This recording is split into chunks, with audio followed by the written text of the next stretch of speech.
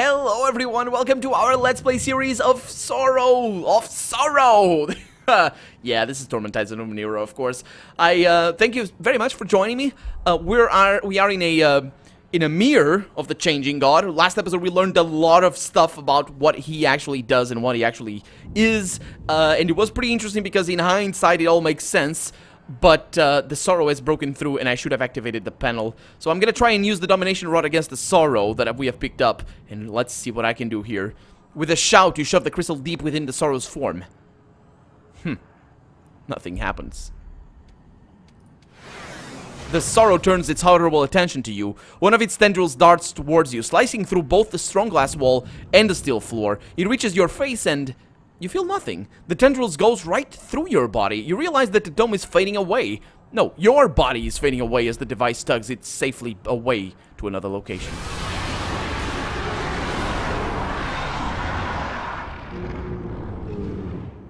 The Sorrow's unearthly wail becomes a shriek. Though the spectral advisor is gone, you hear his voice in your head. Thank goodness the failsafe kicked in. You'll be safe, though the girl and I are doomed. I'll be easy to recover, but she... I'm sure you'll... He's cut off as the Sorrow's tendrils flay the laboratory all around in a blind fury. The chest and diamond are cut to ribbons. The chamber disintegrates in a ball of purple flame, and the last thing you see as your mind fades from this body is the face of the young girl, melting and boiling into ash. I'm ready to learn something new. Okay, so she died. I wanted to... Okay, I wanted to kill her. Kind of. For a little bit I wanted to kill her. The ghostly woman appears next to you. I was saying I want to kill her next episode, last episode, because that would mean nothing would have happened. But the way, actually, if that were the that wouldn't be the case, and I kind of knew that. I just didn't know for sure, but that wouldn't be the case because she was transferred. Her consciousness was transferred, and I believe he was already immortal at that point because he was already in a body, in a cloned body, and already the Changing God. So, the first Castoff, I don't know. I don't really understand. I think that was the original Changing God, and the first Castoff is the body that came after that one. And also, or maybe it was Mica herself, for all I know. I don't know. Or maybe we just killed the first Castoff, for all I know. I don't know. Maybe the Changing battle didn't happen. I'm just musing at this point. But the other thing is, it seems to be... He was saying, oh, maybe it's gonna have unforeseen consequences, but so far everything is fine with this whole transfer of consciousness. Yeah, the Sorrow comes in. That's the problem. But what the Sorrow is, I don't really know. I hope we are gonna be able to figure it out, but yeah. The ghostly woman appears next to you. She stares at the door you just emerged from. Her eyes as round as the moon. I remember now, she says. All of it. I told you I was aware of everything while I was in that chamber. I remember my father abandoning me. I remember, too, how you risked your life for me. After the Sorrow destroyed the stasis chamber, I woke up here, in the labyrinth. I wasn't aware, though, she says. Not for a long time. Not until you came and started changing things. What do you mean I started changing things? She looks at you. Her eyes are brighter now, full of confidence. You are the last Castoff, the one my father created to witness this place, to command it. You have been changing the labyrinth since you were first born. You are the one who will decide our fate. So you're not just a memory? No, she says, firm and certain. I am not a memory, nor a reflection, nor a lacuna. I am Mica, the full consciousness of the Changing God's daughter. Which makes sense because we saw the full consciousness of the Changing God himself in here as well. But she was already that. I didn't change anything. She was always that. But I couldn't save you. You tried, which is more than I can say for my father. You risked your own life, and she sighs deeply. Besides, if you had died in there, you and every other Castoff would never have existed. That was actually what I was going for. For a brief moment, I don't really know, but yeah. Maybe there are some realities you can't change. Yeah. So I understand all that I need to do. So what do we do now? She points to the door on the opposite side of the fathom. There is one more mirror. Enter it. Open the resonance and end this. For all of us. Go. There is not much time. Okay, we got another level up. We're just getting level ups time and again. It's crazy. Increased stat pool, increased effort. Yes. Thank you very much. Yeah. Let's go into this mirror. Because it is a mirror, not a door. Let's see what happens. How we get in. The light around the door's frame dims and flares like a roaring fire in a high wind. As you approach, the bars of the doors shudder and bend. It wants to let you in, but it doesn't. The door doesn't open. Yeah. It's just, you know, I go through the door or something. We've seen this before. Wasn't this where... I've seen this before. Huh. A world revolves far below you, a sunset in scarlet flaring on the horizon. To the east, deep indigo shadows fall, painting the planet with darkness. The faintest shimmer of a forest screen distorts your vision, and the exhalation of the station pushes warm, moist air across your skin. With a shock, you realize that the view before you is almost identical to the world you saw as you fell to the earth, just slightly higher. You hold an intricately filigree metal staff, its carving slightly under your fingers, as if it were alive. I wonder if this was always going to be the second mirror, or if if I accessed that one and things would have been different if I accessed this one first. Anyway, you are in a great hall. There is more like an organic space than a constructed room. Machinery literally sprouts from the floor and walls, with no sign of where the synthetic metal gives way to the substrata from which it has grown. Though humid, the hall feels clean and fresh, healthy and vibrant, full of promise. A holographic map of the moon hovers on the back wall, near a small glowing pod. A voice speaks, as if from the air itself. Are you certain this procedure will give you final control over the Castoffs? If you're mistaken, the chamber may fail. Of course, or worse, detonate with you inside. The voice is familiar, but you can't quite put your finger on its identity. Okay. Why wouldn't I be able to put the finger on its identity? I can't use anamnesis here. What are you talking about? You had me, the voice says, you had me run the calculations, remember? I told you that there was a slight chance it might explode with you inside, though the chances were vanishingly slim, and come on, it was only the other day. I realize you've had a lot on your mind right now, but we need to focus. We've been trying to get this right for years, centuries. The resonance chamber is ready in Sagas. We just need to make sure this body will work as a catalyst. Yep, okay, so this is my creation. If something happens down there, I'll signal you to move to the next vessel. And if you don't get out in time, well, you've got me. Let's hear it for redundancy. For now, just settle into the pod, and we'll make sure this body will work for us. Okay, so I think this redundancy thing is where the Changing God gets backed up to. But anyway, you've pinpointed the source of the voice. It's coming from the staff in your hands. You peer at it more closely and you see a glowing, ghostly image. The holographic advisor from the other mirror. Huh. Interesting. No, this advisor looks different, augmented. It has this ghostly, blue-lined, smoky appearance of the Spectre. It is the Spectre. So it's the changing, it's the consciousness. So I'm talking to myself. Well, the Changing God is talking to himself, effectively. He's crazy. He's merging consciousnesses onto themselves. That is, imagine, that is really crazy. Because basically, if he's cloning himself, he's making the bodies for the Changing God, and he leaves himself somewhere up, and then deals with himself through the staff, I assume. But it's like, I don't know, if it's like you were all of a sudden two people that had separate perceptions of reality, but, you know, have all the same memories, but just had separate perceptions because you are effectively two different people. And then you go for like 3 or 4 years together and just, you know, can do things together, but, you know, you could also split up if you want to. But even if you do things together, then you'll have grown apart, no matter how close you are. You have always, and then you'll merge together, and he's gonna be this guy. He must be going mad. But that's crazy. That's really crazy. Let's try. Let's go with that. Yeah, I know you. I would hope so, considering that you duplicated me from your mind less than a week ago. Now let's get into... Oh, yeah. So he makes backups. No, he might still merge with the body, with those things. But anyway, now let's get you into the chamber. And are you feeling all right? Yeah, I can't use my anamnesis. You're a duplicate of my mind? Yeah, I'm just gonna use this to to gain as much information as possible. Yes, a note of concern enters the spectral voice. Hold one moment, please. Oh. He might know. He might know that this is a mirror being used or something, I don't know. A slight buzzing radiates from the staff. It permeates your being and encompasses your mind. Oh, I see. You're a new mind in this body. How did you get here? Oh, there it is. Yep. How did you get here? Wait, you're a Castoff. That means that this body is the catalyst. We'll be able to activate the resonance chamber. I need you to listen very closely to me. Your body is the key to stopping the sorrow. We just need to get you into the chamber, and our struggles will be at an end. Clearly, we didn't make it to the resonance chamber in your timeline. If you change history here, you run the risk of destroying yourself. So what happens now? I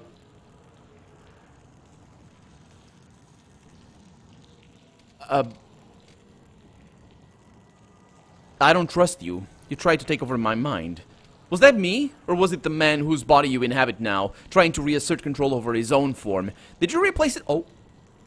Oh, this is... Holy crap. Is that really going to be a line? A plot line? Because if it is, do we have two changing gods? Did you replace his consciousness when you were born, or did you displace him? The Spectre's voice is soothing, calm. I want to assure you that we have no plans to replace you. Our only concern is... That we have no plans to replace... What? Oh, okay, I understand. The guy that I'm talking to and the guy that I displaced. Our only concern is activating the resonance chamber. Yeah, but I have heard the resonance chamber will kill all the Castoffs. Well, not really kill, but...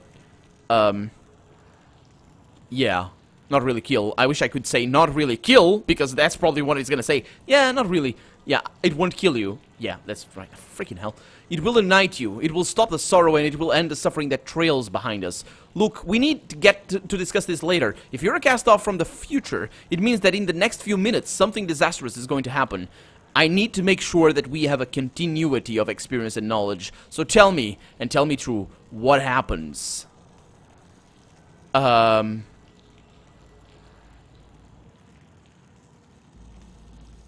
not really sure. I don't know these moon. I don't remember anything. Let's work with him. I think I'm not really sure. I'm personally not really sure. I don't know if my character is sure. But if this is what happens, what I'll do in here is I will bank on the fact that maybe there are two different changing gods, and there's the god that has a body and the god that actually doesn't care, or something like that, or I don't know, or I don't know. But let's go with this line. This sounds interesting. The sorrow destroys this moon.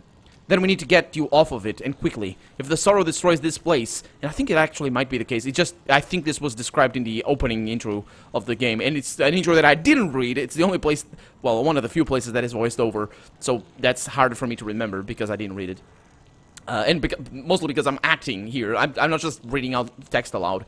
I'm actually acting, or trying to act anyway. So I try to incorporate all the things that I'm reading, so it's better for me. It's just in terms of remembering. All is lost unless you can escape. This is a repository for all our wisdom, all our knowledge, and its loss will be a disaster. But if we can't stop the sorrow, we can at least save your life and mine. Get into the pod. I don't want any part of this. I've been trying to stop this from happening. Oh, for goodness. An invisible force suddenly whisks you into the pod against your will. The staff in your hand vibrates silently, or slightly, and you feel yourself bathed in energy. Remain calm. This is all well within normal parameters. The minor explosion that follows, however, surely is not. Sudden klaxons blare. All the klaxons. And I love that. Oh, for goodness. That was awesome. The nearby platelets. Platelets, yeah. Vibrate furiously, and the deactivated construct's arm begins to spark and flare. Get out! The sorrow is going to destroy you! What? Oh, get out of the moon. Okay. I don't really understand what this is all about, but sure. Your nemesis... My nemesis? Oh, the sorrow, yeah. Manifests in the Great Hall. Its form is tenuous, wispy. As it congeals, it gains solidity in fits and starts. The moon's internal defenses are slowing it, but they will not be enough to keep it out. As you watch, the sorrow shrugs itself past another line of defenses, jerking itself towards a more terrible reality. Its focus snaps towards you. It coils and writhes, desperate to wipe you from existence. Get to another body. You can always make a new catalyst. Go.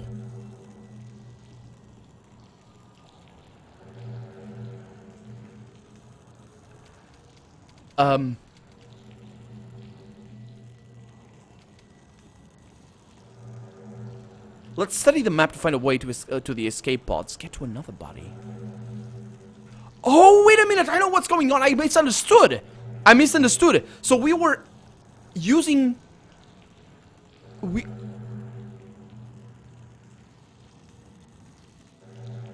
Oh, I misunderstood. Okay, it didn't really affect... Oh, okay. So we weren't getting into an escape pod, as I actually thought, because I was conditioned already to think that the whole thing would... you know, I was conditioned to think that the whole thing would end up with us leaving this moon. That's why I didn't really understand. And that's why that thing about the Sorrow destroys this moon, or I don't remember, it didn't really matter. That wasn't a choice over there. It didn't really matter. So what was happening is I was actually getting into the... I think the game even said that, and I even read it a lot, but I didn't really fully understand. I was getting into the resonance chamber, I think. And this Sorrow stopped that. So that's why it made sense for me to try to stop it. Okay, let's study the map and find a way to the escape pods. Sounds simple enough. It's a multi-level projector. Its orientation and layout is prepared in a way that is naturally pleasing to the eye. And you trace the route to a nearby escape. Cocoon without difficulty. Escape cocoon without difficulty. You'll have to remember the layout of the halls, but the map is clear enough that you think you can remember the route. Okay, let's try to pull off one of the vibrating platelets. Should be simple enough. There it is. You take hold of one of the discs, your fingers sink into its spongy material, and with a slight twist of your wrist, you detach it from the column of energy that holds it. It hums and cycles in a pitch that makes your eyes shudder. With each cycle, the disc shifts your vision, changing the colors you perceive. The tides churn without you as you hold it. It may have some effect on the Sorrow.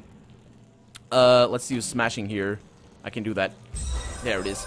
The construct itself is beyond repair, but a quick study reveals that each of the construct's limbs were designed for independent power. So even the... Oh, I was inside of a thing, wasn't I? I remember something... Because when I ended up something just getting out of me, I was inside something when I started falling, I think. So anyway, let's read it. So even though most of the construct is quiescent, its spiked, powered hand is not. Working quickly, you detach it from the construct's frame. It will be a suitable gauntlet. The power that... Will I keep this gauntlet with me? The power that... Because, you know, I'm changing the past and all that. The powers that course through it might serve to delay the Sorrow's advance. You feel... Crap. You feel the moon shudder. Then you feel it tear. The alarms in the Great Hall have begun to strobe. The lights flicker. The moon's moist air suddenly shrieks past you. The Sorrow has breached its walls. The hallway branches with countless offshoots, piercing the winding passages of the moon. You know that your escape lies down one of these routes. Your study of the map puts you in good stead here. You count down the passages, and every landmark you expect arrives when you expect it. As you race through the halls, you see a small slot in the wall. It holds a firm green gel that you know contains some kind of memory. Let's try to figure out how the green memory gel works. You press your forehead to the gel. That's not an easy, fast thing to do, but anyway, it soaks into your skin, leaving behind a dry viridian paste. You are constructing the staff you hold. The specter speaks over your shoulder. This is strange, isn't it? Knowing that I'm watching you make my home, that I'm going to be updated in a week with your experiences, that my consciousness will fill this room, and thus so will you in an unbroken, indefinite chain. You say, I don't hold any illusion about the sanctity of consciousness. Yeah, you definitely don't, man. You definitely don't.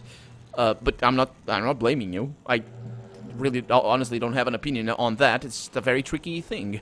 But then you know that already, he says. Yeah, he laughs aloud. This conversation is turning us into a solipsist. A little bit, yeah. You smile. We've been called worse. The memory fades. Oh, that was pretty awesome. That was pretty awesome, yeah. You punch into the bay, the doors shutting behind you. Your breath comes hot in your chest. You double over to catch your breath. Several cocoons are arrayed along the outer wall. You'll need to activate one, and it will spin its webbing around you. Oh, so that's what it was. A smart membrane is tough. The smart membrane is tough, heat-resistant, and it will transfer the entirety of the kinetic force away from you at the moment of impact. You see an injection of some sort, but it's across the bay. You might not have time to reach it. kinetic force is not actually a thing. That's okay, science fiction. But the problem is momentum. That's the thing. That's what it means. Kinetic force is when two opposing momentos collide, and that's what it happens. But the problem is, you will you will crash against the web. Imagine you're in a car. Imagine the car takes 100% of the damage that you crash against the wall. You'll still crash yourself against the car inside the car. So it doesn't matter that the car takes the damage. You'll still have to stop, and that stopping thing, if it's not your outer skin that takes the damage, it's your inner organs that take the damage, crashing against your skin and all that sort of stuff. So I understand what it means, but it won't take all of it. If you crash at 100 miles an hour, it doesn't. If you stop it from 100 miles an hour, if you don't even need to crash. You just need to stop from 100 miles an hour to 0 in less than, I don't know, 10 meters, and you'll dead. You'll be dead. You'll be splattered, because it's like you don't even need to move at all. If you're in Jupiter, you are dead, because it's 64 times the gravity of the Earth. I say gravity. It's gravity. Yeah. So you will die immediately. It's impossible to stay there, because your body is not meant to sustain that. It's like crashing against the floor. Being still in Jupiter is like crashing against the floor at, how much is it? So it's 30 kilometers an hour, 64, so 64 times 3, at about the speed of sound. Somewhere around those lines, I think. So you can guess, or it could be 10 times the speed of sound even. But yeah, that's the problem. That's the problem of the wall kinetic energy. Anyway, sorry about those things. You see an injection of some sort? An injection? Oh, okay. But it's across the bay. You might not have time to reach it. The Sorrow tears apart the wall in a fury of light and tidal energy. The flickering energies inside its hood betray no emotion except hunger. Yeah. So I have a couple of things. Let's use the platelet you tore from the column of energy to slow the Sorrow. You hurl the platelet across the bay. The instant it leaves your fingers, it begins to change its shape. It becomes a cloth, a shroud, and it curls over the Sorrow, enveloping your enemy. It molds itself across the creature like a giant scab, fixing the Sorrow in place. For a moment, you dare hope that you have arrested its motion, but the scabrous fabric cracks, peels, and falls to the floor in a pile of organic flakes. Oh, that's not good. You only have one defense left. You hardly trust it will be enough to get you to the cocoons and off this doomed moon. Better to run straight for the only hope of escape.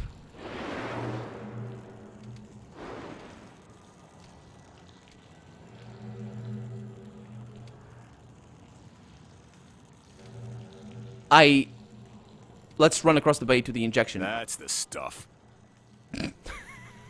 Thank you for bringing me out of my mirror. Talk about immersion breaking. Anyway, not as in I'm talking meta here. You know, my character was anyway. You race across the room and snatch the syringe from its case. Reading the label, you see that it's a stimulant designed specially for a Castoff. It confers heightened awareness, resistance to pain, and improved accuracy and focus. And you reason, if you use it now, it's in your own body. It might carry into the future. If you survive the present, you slap the injector into your thigh and trigger it. You feel instantly calmer, the world is brighter, and you can hear the Sorrow's inexorable progress. You have a few bare moments before it comes. The Sorrow recovers all too quickly from your previous attack and comes to your pain. To you again. Let's use the gauntlet. You slip the gauntlet over your hand and hold it out in a warding gesture. The energy that blasts from it tears the Sorrow apart, decohering it utterly, stripping your foe to its component filaments. I honestly didn't think that would work, mutters the Spectre. Yeah, neither did I, to be honest. Silence reigns in the bay for a moment, and then the Sorrow manifests again, of course. Threads of acid smoke weaving themselves together. Guess not. Okay, let's climb into the escape pod. I think that gained us a little bit of time. You slip into the cocoon, activate the ejection sequence, and trigger it. The membrane embraces you, forcing you to drop the staff, and begins... Oh, I lost it, damn it. And begins to slide free of the killing ground of the moon.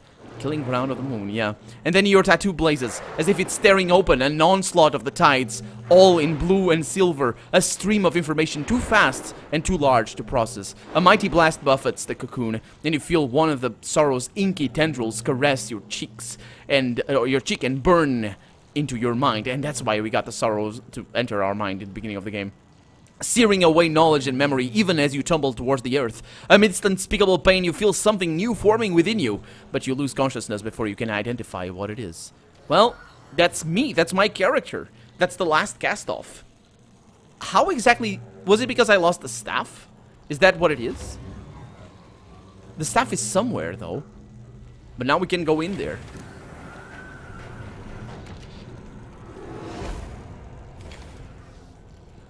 I'd hoped you would open that for me. And here we are, says the Spectre. I guess here we are. The Spectre says, and his voice is not tied to his body. It pours from the walls around you, from the shifting floor beneath your feet. It's time for some hard truths, child. Before he can finish, the air twists in the room. An explosion of light, and a scarred figure steps out of it. And with that, that's the end of the... No, it's not. I'm not going to leave you on a cliffhanger. I am going to leave you on a cliffhanger because we are running out of time, but let's see what this is. Oh. Huh. Okay. Well, that's gonna be that for right now. I'm Colonel RPG, and this has been Torment, Tides of Numenera. I really hope you've enjoyed it, and if you did, go ahead and leave a comment, like the video, but above all, thank you so much for watching, and I hope I'll see you next episode. Bye-bye!